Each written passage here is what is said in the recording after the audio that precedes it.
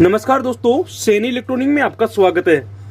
दोस्तों, आज अपने पास में एक मिक्रा कंपनी का सीलिंग फैन आया हुआ है। इसके अंदर प्रॉब्लम क्या है कि ग्राहक की रिक्वायरमेंट है कि उन्होंने इस फैन को खोला था और खोलने के बाद में इसके अंदर ग्रीस करके वापस लगाने की कोशिश की थी, तो उनसे वापस फिटिंग नहीं हुआ।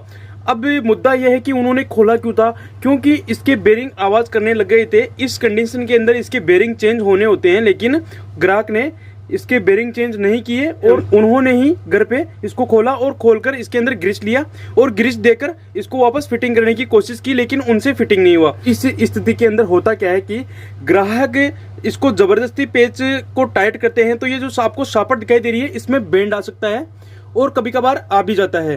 तो ऐसा नहीं करना चाहिए। अगर आपसे नहीं हो पाता है तो आप किसी मिस्त्री के पास में या फिर जो थोड़ा बहुत जानता हो उसके पास में ले जा सकते हैं और उससे ठीक करवा सकते हैं। अब देखिए, कस्टमर ने इसको खोला, जो खोला इसके अंदर ग्रीस किया जो किया, लेकिन इसकी फिटिंग नहीं किया वापस और इसके अंदर हो सकता है कि बेंड आ गया हो। देखिए, ये पूरा टाइट हो रखा है और ये घूम भी नहीं पा रहा है। तो इस कंडीशन के अंदर होता क्या है कि इसके अपने बेरिंग ही चेंज करने होते हैं, लेकिन ग्राहक ने ऐसा नहीं किया तो कोई बात नहीं है। चलिए हम इसको जल्दी से, चलिए अपना मेन मुद्दा है कि इसको फिटिंग करना है और हो सकता है इसके अंदर यही समस्या हो कि उन्होंने फिटिंग अच्छे से नहीं किया हो और इसके अंदर बेरिंग अभी भी आवाज़ कर रहे हैं या फिर नहीं कर रहे हैं, वो तो बाद में पता चलेगा। चलिए हम इसको खोल लेते हैं। तो आप देख सकते हैं कि अपना जो मोटर दिखाई दे रहा है, देखिए कितना स्लोली से घूम रहा है। देखिए कितना स्लोली से घूम रहा है और मेरे को लगता है कि इसके अंदर थोड़ा बहुत बेंड भी आ चुका है मोटर के अंदर। देखिए, मोटर को अगर हम घुमाते हैं तो आप अपनी मोटर को देखना, ये थोड़ी बेंड खा के चलेगी। देखिए मैं इसको घुमाता हूँ, देखिए आपको दिख रहा होगा कि ये थोड़ा बेंड खा के चल रही है। चलिए देखते हैं इसको लगाकर। अब देखिए आपको मोटर फिट कैसे करना है। सबसे पहले आप अपनी मोटर को इस तरह से लगा लीजिए। देखिए, इस तरह से लगाने के बाद में क्या करना है कि आपको मोटर को थोड़ा इस तरह से रखना है और इस तरह से रखने के बाद में आपको हथौड़ी की सहायता से इस तरह से फिट कर लेना है। चलिए हमने फिट कर लिया है। अब फिट करने के बाद में ये जो आपको स्प्रिंग दिखाई दे रही है, इस स्प्रिंग को इसके अंदर लगा लेना है और स्प्रिंग को लगाने के बाद में ये जो आपको होल दिखाई दे रहे हैं, देखिए ये जो आपको होल दिखाई दे रहे हैं, इन होल को इस होल से मिला लेना है। देखिए ये जो आपको होल दिखाई दे रहे हैं, ऊपर वाले टॉप के और नीचे वाले कवर के, देखिए ये होल अपना इस तरह से मिल जाना चाहिए, यानी कि ये होल से होल मिल जाना चाहिए इस तरह से। चलिए मैं आपको एक उदाहरण दे रहा हूँ। ये तो अब इसको हम इस तरह से मिला लेते हैं। ये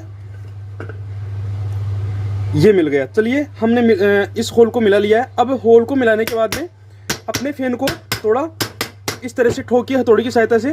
तो चलिए अब ये जो आपको स्क्रू दिखाई दे रहे हैं, इन स्क्रू को जल्दी से लगा लेते हैं।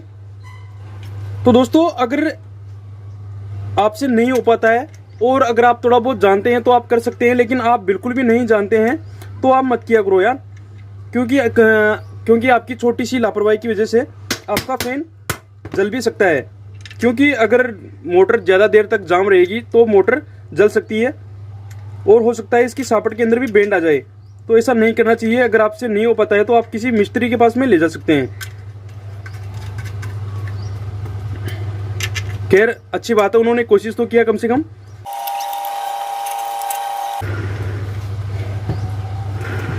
तो दोस्तों आप देख सकते हैं हमने अपने फैन को फिट कर लिया है।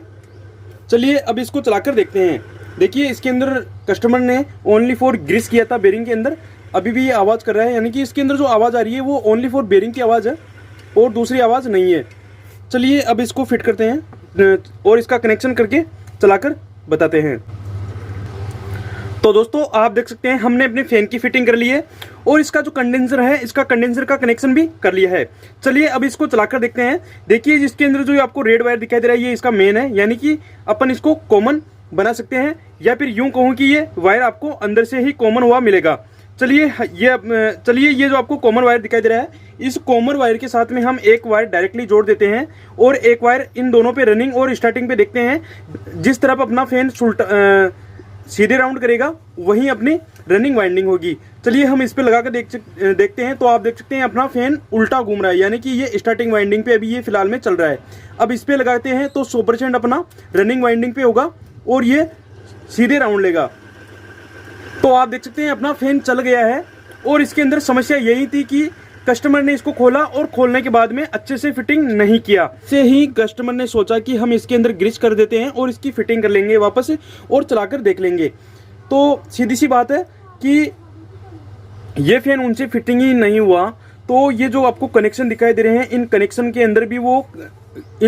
के अंदर भी कस्टमर से गड़बड़ हो सकती थी और अपना फैन जल सकता था। देखिए इस कॉमन वायर के देखिए जो सप्लाई होती है यानी कि 240 वोल्टेज सप्लाई होती है, वो कॉमन वायर को ना देकर इन रनिंग और स्टार्टिंग को ही दे तो अपना फैन सीधी सी बात है वो जल जाएगा।